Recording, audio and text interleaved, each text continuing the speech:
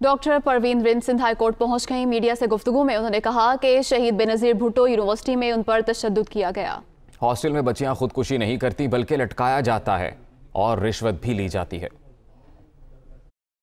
औरतें मेरे रूम में आके दाखिल हुई और उन्होंने लॉक लगाया, मुझे मेरा गला दबाया, मुझ पे तशद्दुद किया। ये जो खुदकुशी बोलते हैं ना, ये खुदकुशी नहीं होती, ये मिलके मारा जाता है, इनको पंखे में लटकाया जाता है।